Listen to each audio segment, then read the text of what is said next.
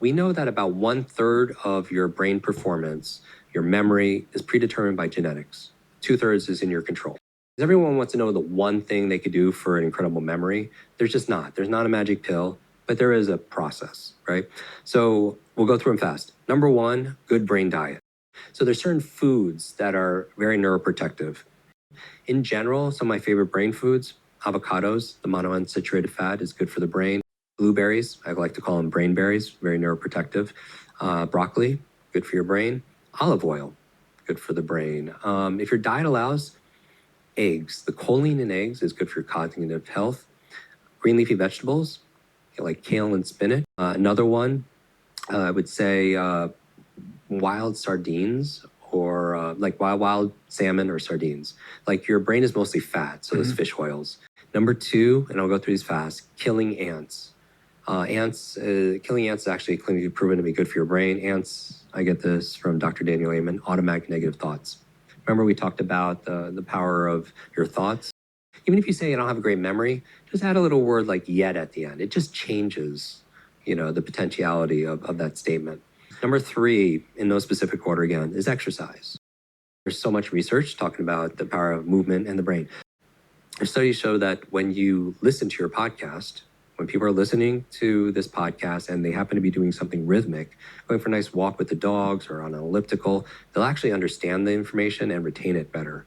When your body moves, your brain grooves. Just remember that. When your body moves, your brain grooves. When you move your body, you create brain-derived neurotropic factors, B, D, and F, which is like fertilizer for the brain. It's like fertilizer promoting neuroplasticity. Number four, brain nutrients. Because if your vitamin D levels are low, you're not going to perform, your brain's not going to perform at its best. Five is a clean environment. And this is for everything, and including the quality of the air that you're breathing.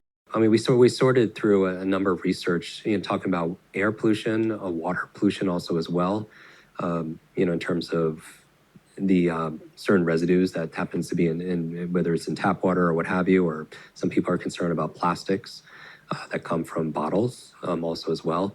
And other people are concerned about, we've had a couple of episodes talk about EMFs. All I know is that the brain hasn't changed a lot in the past 100,000 years, but technology certainly has. And, and we talk about, these videos that we make about morning routine and evening routines and millions of views, just simple things like don't touch your phone the first 30 minutes of the day or the last 30 minutes of the day. Something so simple. So clean environment, even just cleaning your desktop, your external world is a reflection of your internal world, or making your bed just helps you get, how you do anything is how you do everything. Number seven is sleep. So very concerning with sleep and brain performance. We know when you don't sleep, how's your thinking the next day? How's your ability to solve problems? How's your ability to focus, remember things? When you sleep, if you have long-term memory issues, get a sleep study done. That's where you consolidate short to long-term memory is during sleep. When you sleep, the sewage system in your brain kicks in, and your brain doesn't stop at night. If anything, it's sometimes in ways more active. It's consolidating short to long-term memory. It's cleaning out beta amyloid plaque that can lead to brain aging challenges. Often, a lot of the studies show that with a lot of disease, there's a kind of a sleep deficiency component also as well.